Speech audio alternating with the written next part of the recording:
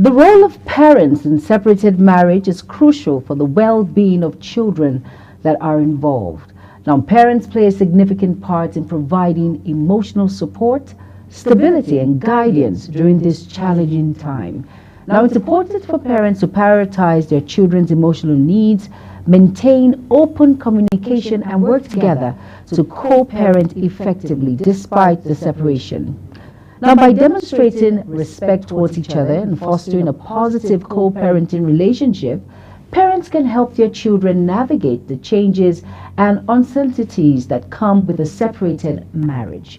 Hello and welcome to Inside Today. I am Jumai Manson. Today I'm being joined by a very special guest all the way from the United Kingdom. Don't go anywhere, the program continues shortly. Stay tuned.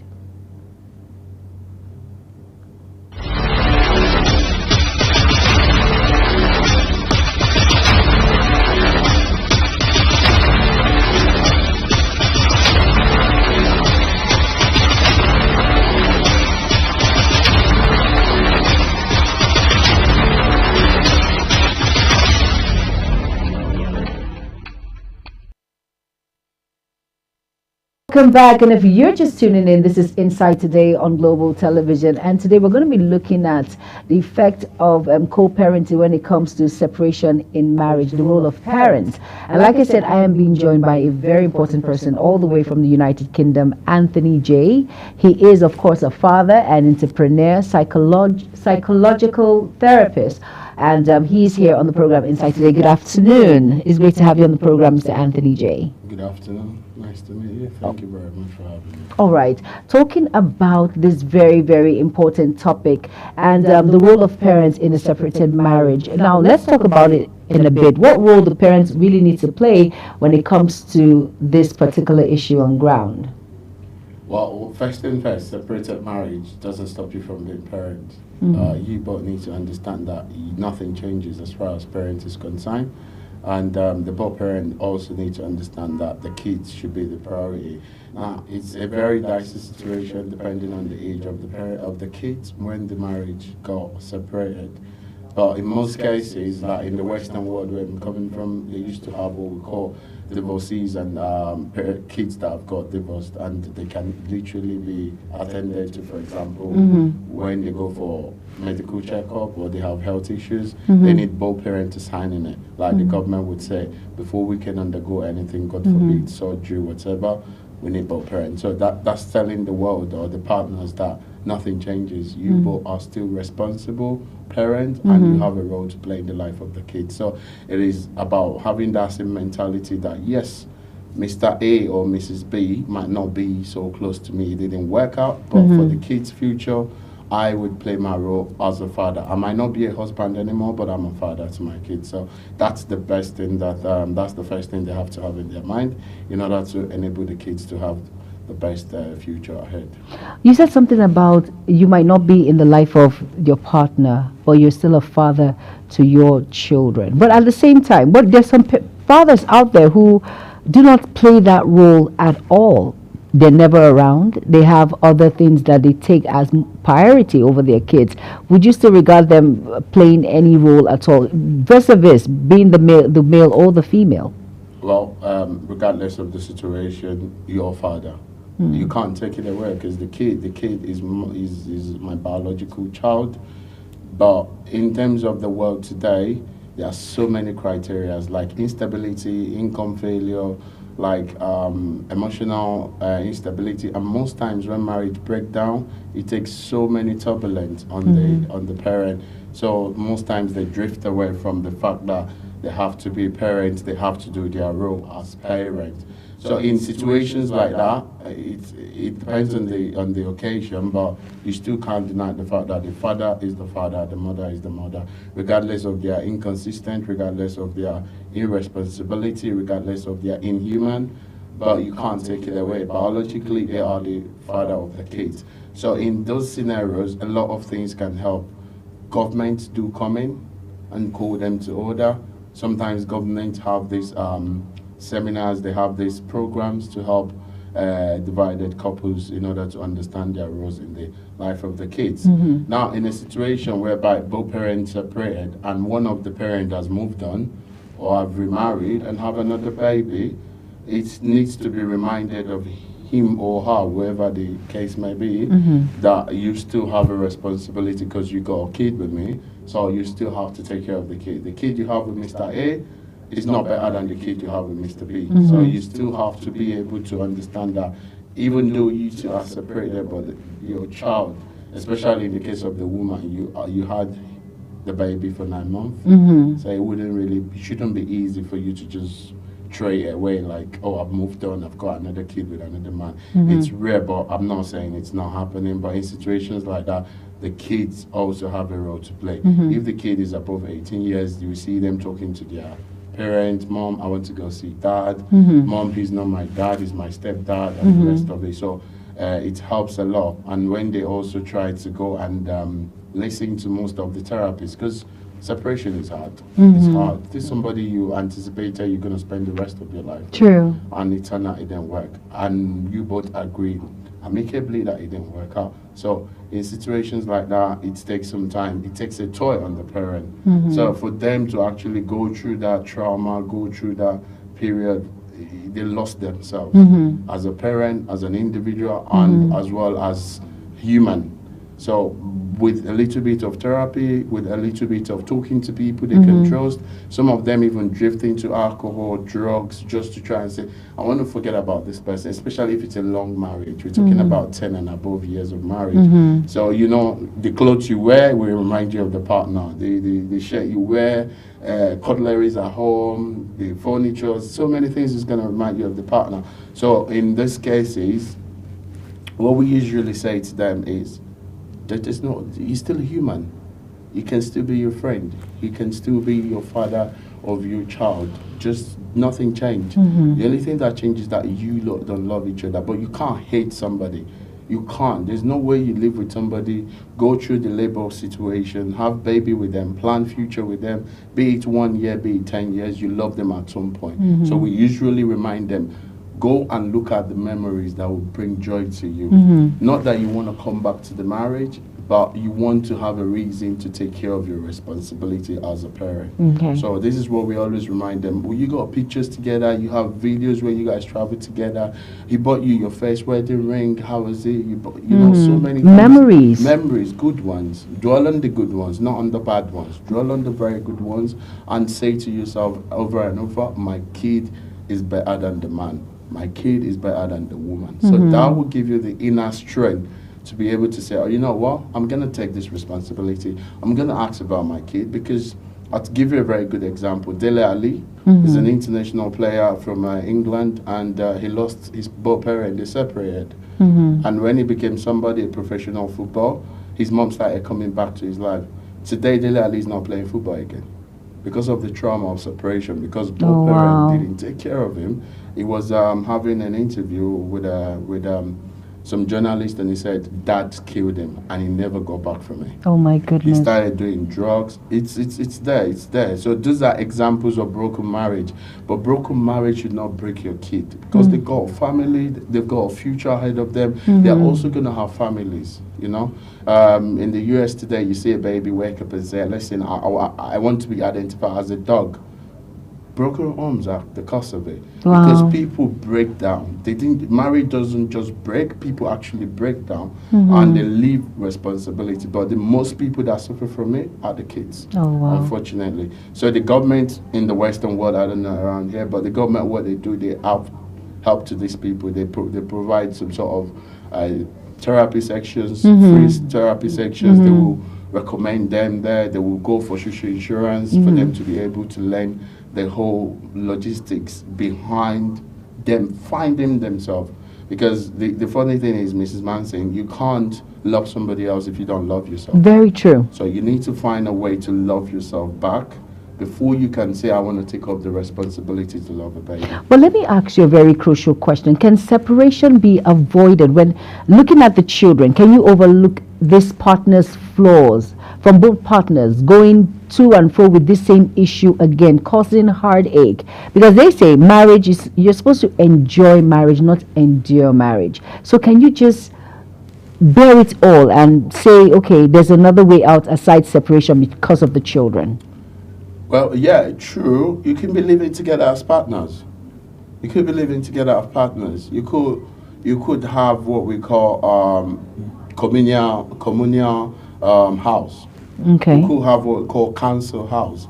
So the government provided for you. So you know that you got a new future with the man, but you got kids. So one way or the other, you can't. Now, regarding the second question, can you avoid separation? You two need to come to the realization that I've given him my all. There's no way out. I've given her my all also. He or her, whatever the case may be. Exactly. So the both parents have to come to the point that, listen, let us understand that we've deviated. We started very nice, sweet, this, that, but at some point we've lost it. I don't feel nothing for you. Honesty and sincerity, you know. Come out clean, let your partner know. And we don't usually recommend separation. I'll give you an example. From the inception of 20th century, separated marriage or divorce, let's say, has increased by 120%. 120% within that period. Your parents didn't know anything about it. No, of course not. They went through it all. Even if it was really hell on earth, they would bear it, they would go through it. But at that point, during those age, the parents were suffering. That's why you see them die young.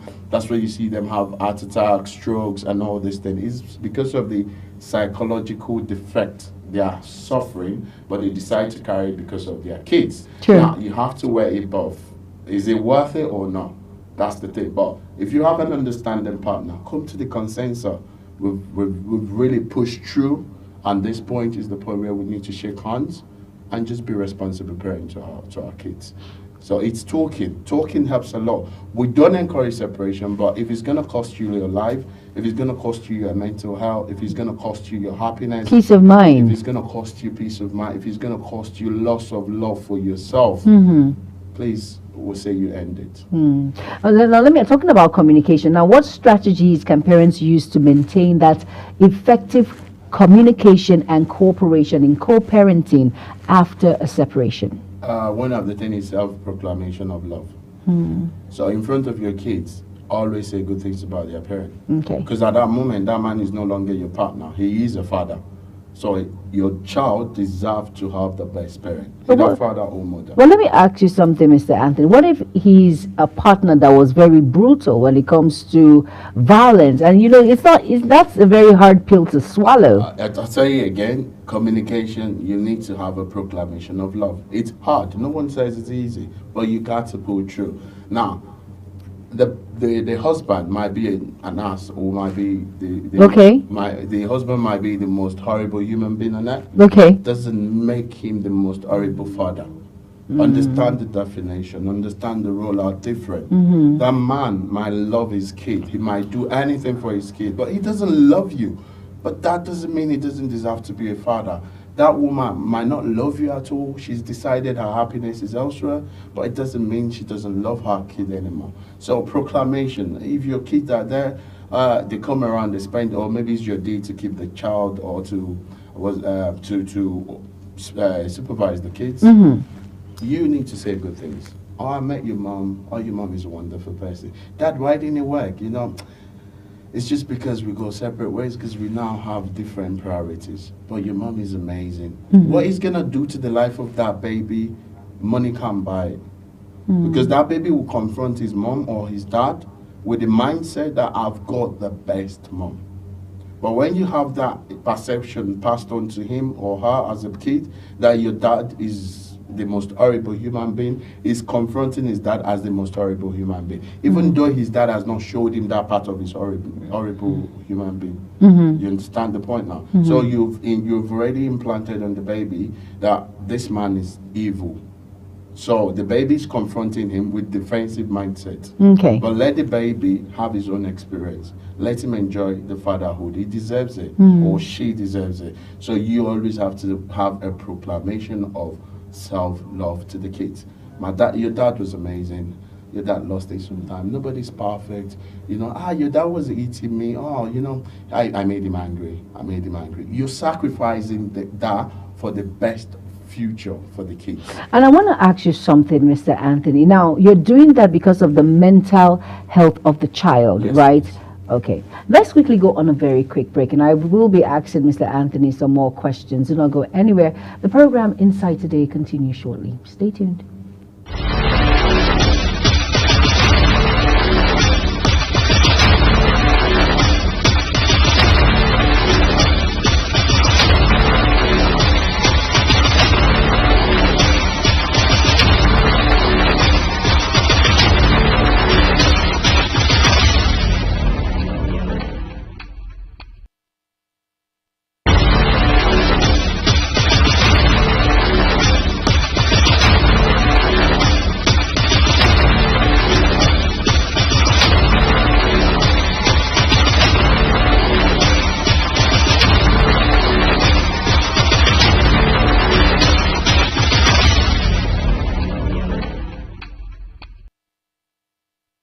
Welcome back. And if you're just tuning in, this is Inside Today on Global Television, and we're looking at the role of parents in separated marriage. Now, like I said, it's crucial for the well-being of the children involved. And it's very important that, from what Mr. Anthony J has said, he says it's the children now that are the most important. You've played your part, he or she, they have played their part, and now making that childhood for that children key is the most important. Mr. Anthony, great to have you on the program. Thank you for all you've said. And let's look at another important part of this issue when it comes to separation, the role of parents. Now, in what ways can parents support their children's adjustment to the changes brought about by a separated family? Very good question. It's actually a trend now, in the sense that the parent has moved on, they are both happy, they found happiness with another person. But the person they find happiness with, the kids don't find happiness with him. Stepfathers and stepmoms, they are stepping in, but they're not stepping in to take the role of the biological father or mother. They're stepping in to be imitation of it. And sometimes when you have imitation, it's not always the same. So the role of the parent, in the case, let's say a woman, it's much easier with women because they can talk to the kids, because also the law protects the woman in separation in terms of constitution and the laws of the government. So the women are be on the safer side, but in a situation where it happens to the man remarried and he's got another woman, but the woman has got another baby with him. And now this woman that he's separated from doesn't want him to have anything to do with the kid. Exactly. Because she's scared that the stepmom, which is now the partner of the husband, would maltreat her own baby. Yes, of course. Now this is where it comes in that we talk about. And the only solution to this is allow the kid to decide. But they're young, Mr. Anthony. Young as they are, I'll tell you something. From the age of 4, biologically, the kids are the most smartest. They can learn 7 to 8 languages at that period, between the age of 4 to 8. Now, the reason why it's like that is because that's the period the kids can adjust. In those ages, it's not going to do much harm. But when they become 18 and above, or from 12 and above, they still have the role. Because why? If you show a kid 2 ways, he needs to decide which one is going to take, right? But if you show a kid that this is the only way, you've not given him the choice to make a choice. Now, if you say good things to the baby, it's okay, Mr. Anthony was your father, but he didn't treat me right. We just go our separate ways. But go and visit your dad. Go tell him what you like. Let him come for your birthdays. Ask him for your presents for your birthdays. In situations like that, you are giving the kid saying, I am giving you the choice. Make your choice. To find out for yourself. For yourself. What are you going to like? Because at the end of the day, from out of the statistics shows that what usually happens is that kids will bring the 2 separated parents together as friends. Not as lovers, not as married couples, but as friends. Because what happens is when the mom speaks good thing about the kid about the father of the kid. The kid goes to the dad says good thing about his mom. The kids now start picking their brains. If mommy is good, why don't you invite mommy over for dinner? Why is daddy not coming for us for ice cream? Why is mommy not coming with us to church? Why don't you bring mommy to the park? Why don't you bring mommy to the carnivals? You now realize that these people, even though they don't love each other, they learn to start accepting that till I die, you're part of my life because of the kid. So the kid is the one that has the right to say, this is my stepdad, this is my biological dad. I love them both, but my biological dad is my biological dad. Or in cases where the father is a drunk, the father is a flirt, the father is a humanizer, whatever the case is, the kid can change the life of the father. As young as they are, they have that power to do that adjustment on their behalf. Well, you know what, Mr. Anthony, you said something. You said the kids have that decision to make by themselves. Yes. Now, the parent, let's say the man is a womanizer and all of that.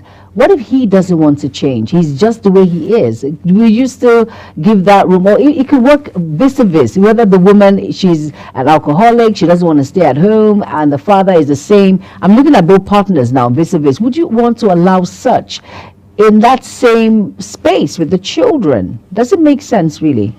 But very quickly now, because we have to wrap it up. All right. Now, it depends on the age group. It's a very, very dicey topic to discuss. And if I start, we'll not finish today. Okay. But in a nutshell, what I would say is whatever the situation is, I would ask the both parent that are victim of separation, as long as the kid is involved, the human being in between you two need to remain responsible. Now, if one part is not responsible, there are some parents, they don't want to see the kid. You call him, your son's birthday, I'm not interested, bye, bang. Is having hatred for the kid just because of what the mom does, not because of the kid. Now, but if you call that person in that situation and he says, no, I'm not interested, and you pick the kid up and you go to his place, he sees this kid, I can promise you that 70-80% of them will go on their knees and shed tears and realize their mistakes and error. Why? Because of the impact the kid has played in their role. So it doesn't necessarily make the man a better father, but it makes him a better human because he now realizes, oh, alcohol make me lose my kid. I don't have love for my kid. Alcohol make me lose focus. I don't even pay attention to my family again. Oh, this woman, that woman, what do I gain? My kid is coming, asking me interesting questions, talking to my soul. But if you don't give him that opportunity, you won't get him to be there. So what we usually say again is both parents allow the kid, as young as they are, take them. If one partner is refusing, go to the government, ask for permits. They'll give you the permits. Go and let them see their kids. It's the only best way to deal with separation. Separation is not always bad. Separation is a good thing as well because sometimes they both realize themselves and they find out their identity. So separation sometimes can be a good thing in life of both the parent and the kids. And separation can also bring the parents back together with the children. In the long run, yes. All right. Now, in conclusion, the role of parents in a separated family is pivotal in ensuring the well-being and emotional stability of the children involved. Now, prioritizing the children's needs, maintaining that open communication, fostering a positive co-parenting relationship, and providing a sense of stability and consistency. Parents can help their children navigate the challenges of a separated family. It is essential for parents to work together, set aside their differences, and focus on creating a supportive environment that promotes the children's emotional growth and adjustment to new family dynamics. Thank you so much, Mr. Anthony J, for being a part of the program. And of course, he is a psychological therapist and, of course, an entrepreneur and a father, definitely. And of course, I am Jumai Manson. Thank you all so much for being a part of the program. Bye-bye.